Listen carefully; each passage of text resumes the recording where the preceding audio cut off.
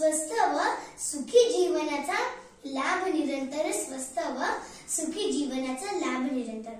स्वच्छता हा आपल्या जीवनाचा एक महत्त्वाचा भाग आहे। स्वच्छता म्हणजे आपले शरीर, मन व परिसर स्वच्छ ठेवणे। स्वच्छता ही एक चांगली सवय आहे जी आपल्या जीवनाची गुणवत्ता वाढवते। आपल्यासाठी पाणी व अन्न जसे महत्त्वाचे आहे तसेच स्वच्छता ही महत्त्वाची आहे। असे म्हणतात की स्वच्छता असे जेथे आरोग्य वसे तेथे। स्वच्छता हा आवश्यक गुण आहे। स्वच्छतेमध्ये वैयक्तिक स्वच्छता व परिसर स्वच्छता या दोन घटकांचा समावेश होतो। आपण सर्वांनी नियमित दात घासले पाहिजेत, अंघोळ केली पाहिजे, केस व नखे नियमित कापले पाहिजेत, नाक, कान, जीभ यांची स्वच्छता ठेवली पाहिजे। आपण व्यक्तिगत स्वच्छता इतकेच आपल्या घराची, गावाची व देशाची स्वच्छता करणे आवश्यक आहे।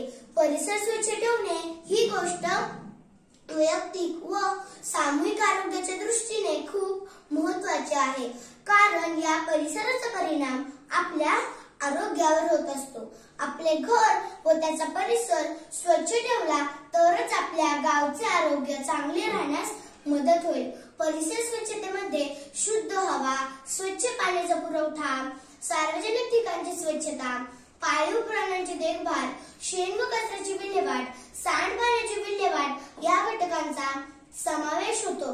आपले घर आपण नेहमी स्वच्छ ठेवण्याचा आटोकाट प्रयत्न करत असतो, पण त्याच वेळी आपल्या घरातील कचरा आपण बाहेर इतरत्र कोठे फेकून देतो। सार्वजनिक ठिकाणी कचरा कुंड्या ठेवलेल्या असतात, आपण टाकलेला कचरा त्या कुंडीतच जातो का याची आपण मुळीच पर्वा करत नाही। काही मंडळी सहलीसाठी बाहेर जातात, पण सहलीच्या ठिकाणाहून परतताना एवढा कचरा करतात की ते सहलीचे रम्य ठिकाण आहे हे सांगावे लागते। सार्वजनिक ठिकाणी थुंकू नका, माझा खाऊ मला द्या अशा सूचना देऊनही अनेक लोक त्याचे पालन करत नाहीत। स्वच्छतेच्या नियमांचे पालन करू घर व परिसर स्वच्छ ठेवू।